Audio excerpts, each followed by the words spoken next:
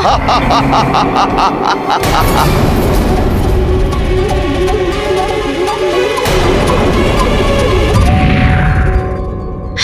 भैया, हनुमान!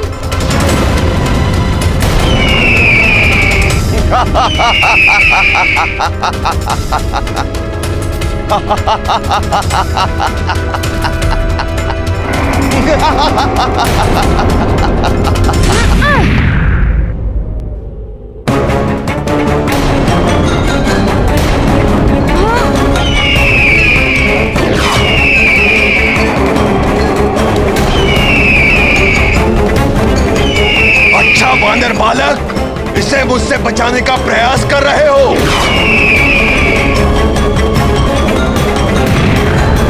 त्रिशिरा को चुनौती दे रहे हो तो लो, मेरे इस वार से बचो।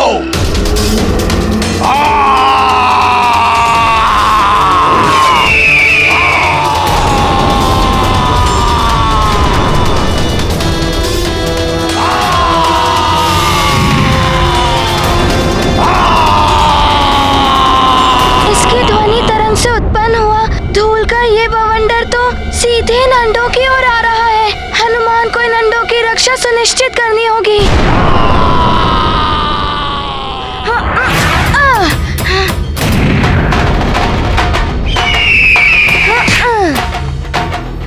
वानर बालक, मेरी ध्वनि तरंगों का वार कभी व्यर्थ नहीं जाता। तुम यत्र तत्र कूद कर अपना बचाव करो। इस बीच मैं इस गरुड़ बालक को खाकर अपना भोजन प्रारंभ करता हूँ। बचाओ भैया हनुमान!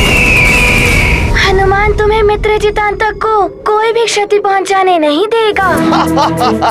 तुमने तो अपना परिचय दे दिया है, अब हनुमान का भी थोड़ा परिचय ले लो।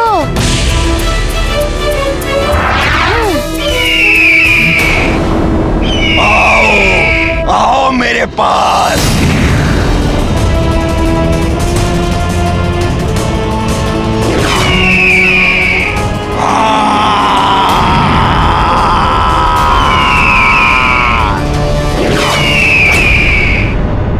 सखा,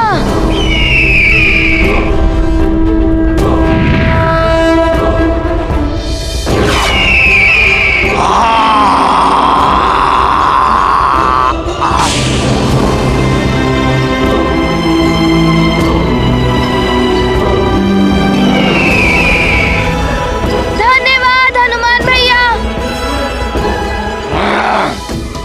सखा, मित्रजितांतक को सुरक्षित स्थान पर पहुंचा दो।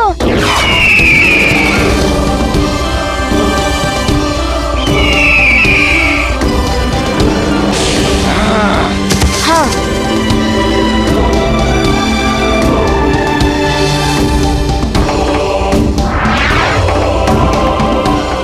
यदि संध्या काल तक इन अंडों का उपचार नहीं हुआ तो विष का प्रभाव इन अंडों के भीतर चला जाएगा।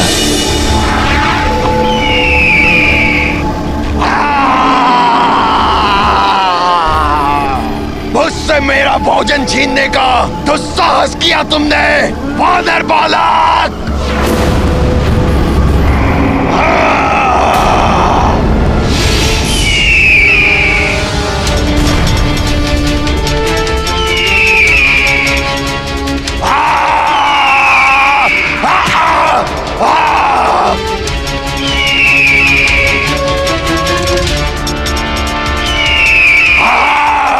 दुष्ट पक्षियों! त्रिशिरा पर वार करने का दुस्साहस किया तुमने। अब तुम सब भूख से व्याकुल त्रिशिरा को कुपित करने का परिणाम भुगतने के लिए तैयार हो जाओ।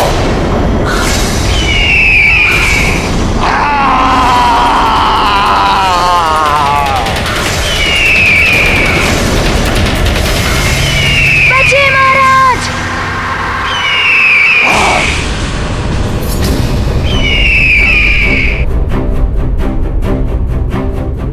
इससे उलझकर तो हमारा समय नष्ट हो रहा है। मुझे शीघ्र ही कुछ उपाय करके इसे रोकना होगा।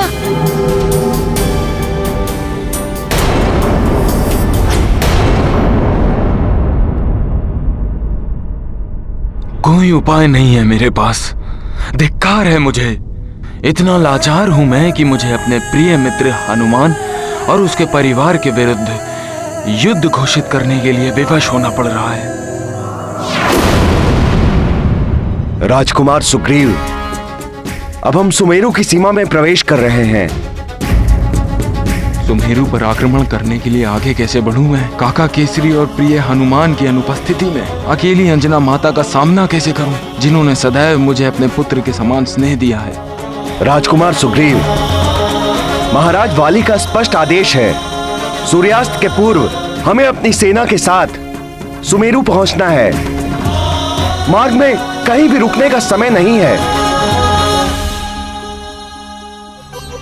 हम महाराज वाली की आज्ञा का उल्लंघन नहीं कर सकते। हमें और भी तीव्र गति से आगे बढ़ना होगा।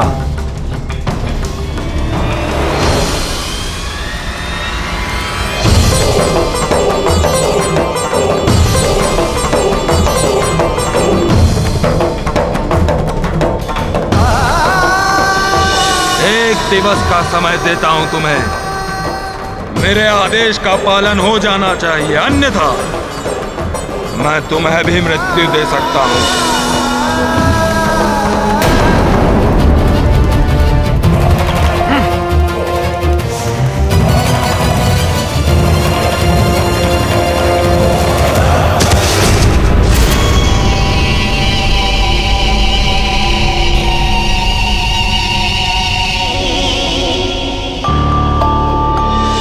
यदि आप उड़ने की उचित प्रशिक्षण पा लें तो आप इसी दिव्य पंख के लघु अंश से पूर्ण रूप से उड़ भी सकते हैं।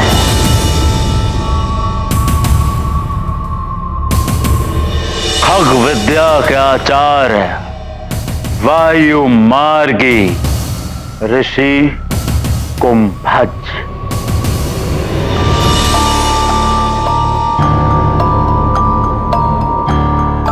ऋषिरा ने कहा था इन पर्वतों के मध्य पहुंचकर मुझे चतुरंग पर्वत दिखाई दे जाएगा, किंतु उसे पहचानने का कोई विशेष चिन्ह नहीं बताया उसने। अब कैसे ज्ञात करूं कि इन पर्वतों में से चतुरंग पर्वत कौन सा है?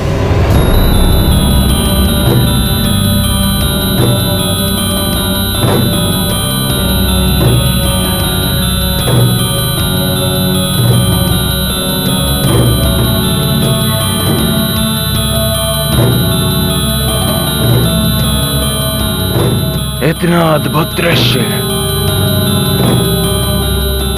ऐसा प्रतीत होता है जैसे पर्वत भूमि से पृथक मेघों के समान आकाश में चलायमान है। अवश्य यह असाधारण पर्वत ही चतुरंग पर्वत है, जिस पर खग विद्या के आचार्य ऋषि कुंभज का वास है।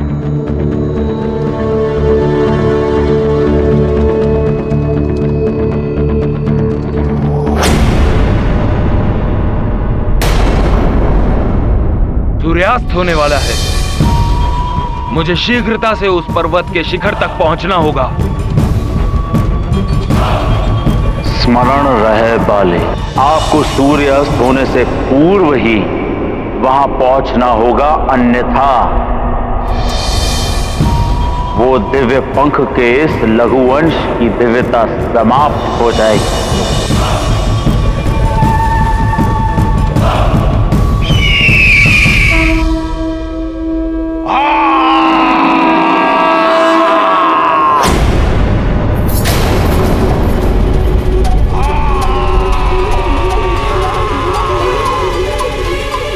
मुझे शीघ्र ही विषैलीकरणी पुष्प को ढूंढना होगा।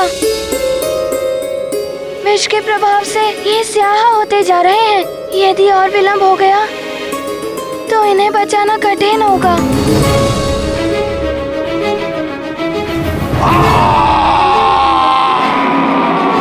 सावधान हनुमान भैया।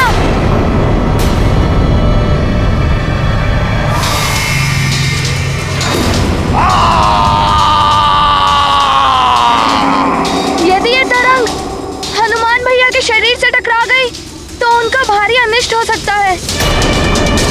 नहीं, हे ईश्वर, हनुमान भैया की रक्षा कीजिए।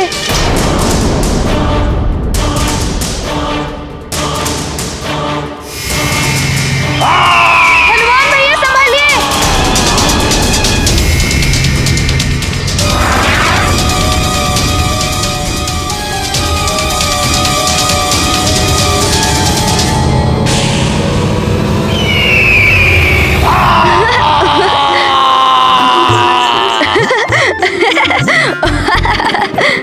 अत्यंत विचित्र बात है, इतनी घातक ध्वनि तरंग हनुमान भैया के शरीर से टकरा गई और वो हंस रहे हैं।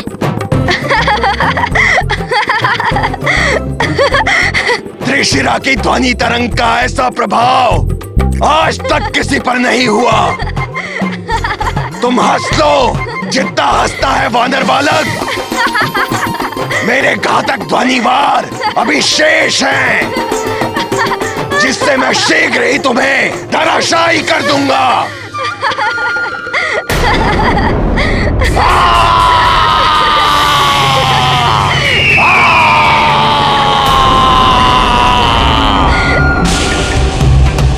बंद करो, मुझे गुदगुदाहट हो रही है।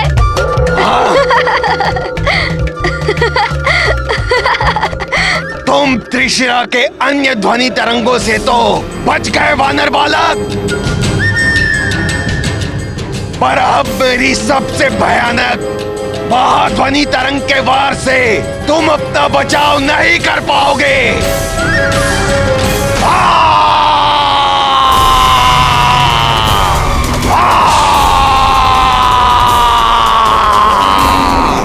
ओह, ये तो पुनः ध्वनि तरंग मेरी ओर भेज रहा है। हनुमान, तुम यहाँ हास परिहास करने नहीं आए हो। सूर्यास्त होने वाला है। त्रिशिरा के इस खेल में और समय व्यर्थ करना उचित नहीं है। हनुमान को शीघ्र ही किसी युक्ति से इसे मुक्ति पानी होगी।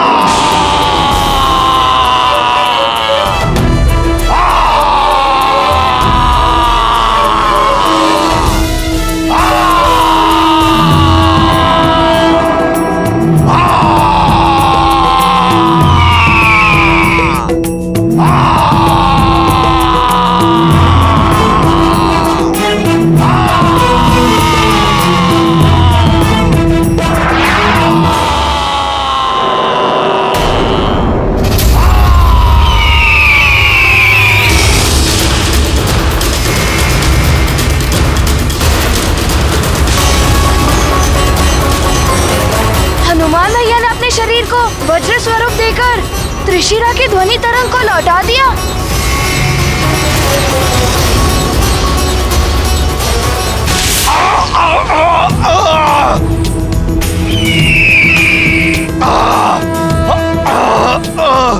नहीं, ये तो घोर अन्याय है। मेरी ध्वनि तरंग का वार मुझ पर हो रहा है। मुझे धरती में विलीन होकर अपना बचाव करना होगा।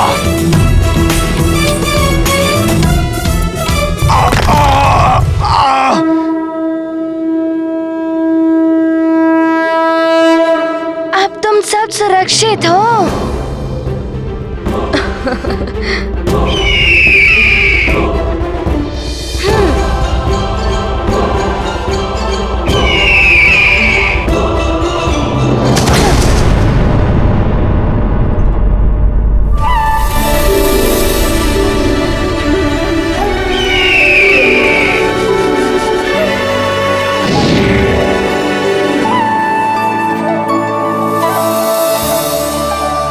हनुमान, प्रतीत होता है त्रिशिरा का अंत हो गया। तुम्हारी चतुराई की जितनी सराहना की जाए उतनी कम है। कितनी सरलता से तुमने इस मायावी राक्षस का अंत कर दिया।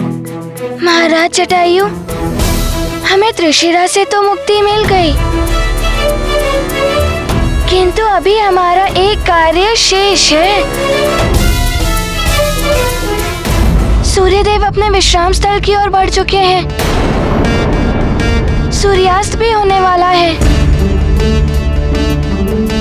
हमें शीघ्र ही विशैल्यकर्णी पुष्प को ढूंढना होगा। हाँ हनुमान। हाँ।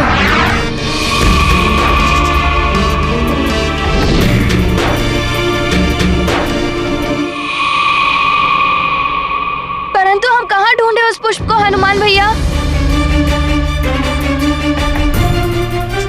आप सब मेरे साथ चलिए।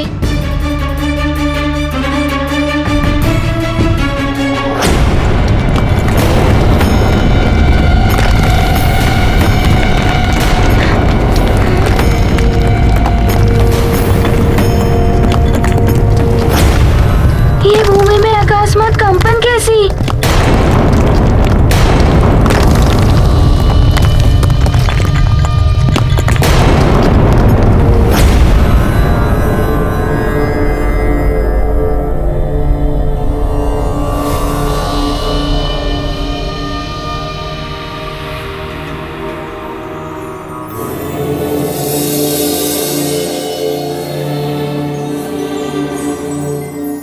ओहो, तो यही है खग विद्या के आचार्य कुंभज ऋषि।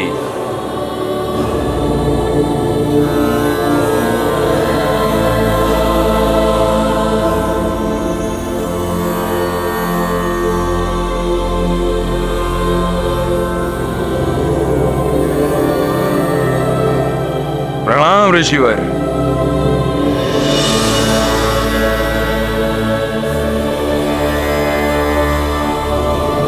कल्याण हो वत्स।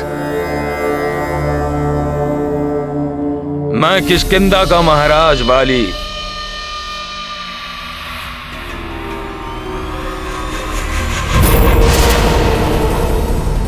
गरुड़ दिव्य पंख के साथ आपके समक्ष आपसे उड़ने की विधि सीखने के लिए प्रस्तुत हूं।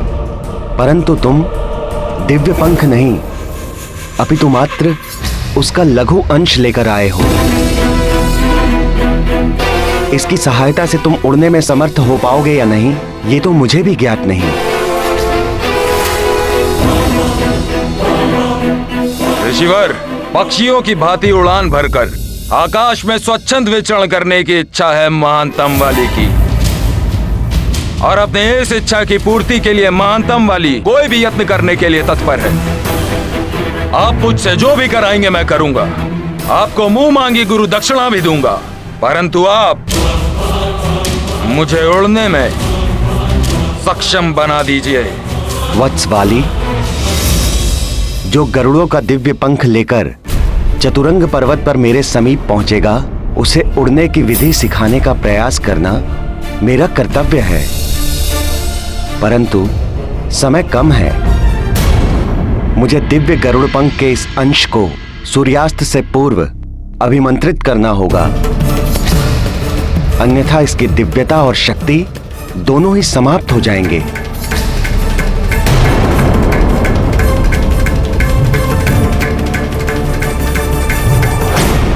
उस मरकट को परास्त करने के लिए मुझे किसी भी प्रकार से उड़ने की शक्ति प्राप्त करनी है।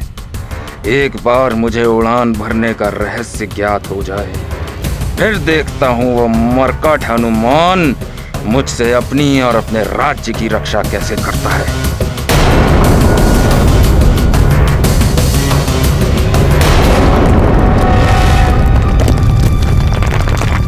आप लोग चिंता मत कीजिए, बस मेरे पीछे आइए। ठीक है हनुमान।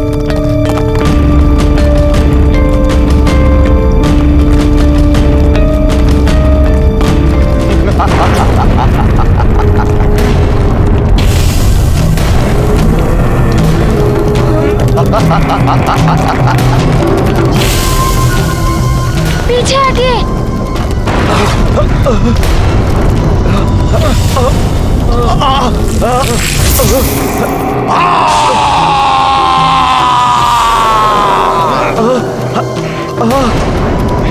हम तो हिल ही नहीं पा रहे हैं। इस राक्षस से अब हम अपना बचाव कैसे करें? आप बच कर दिखाओ तुम सब। मैं मैंने तुम्हें अपने पाश में जकड़कर जड़ कर दिया है पक्षियों। अब तुम कितना भी प्रयत्न करो, तुम मेरी इच्छा के बिना हिल नहीं पाओगे।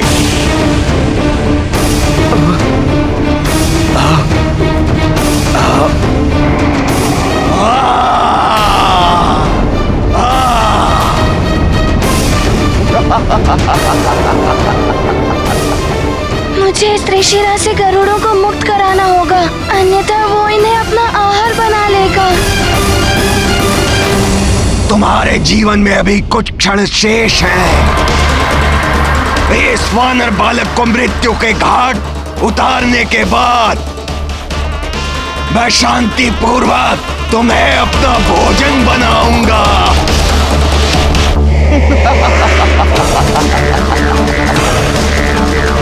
ये लो वानर बालक,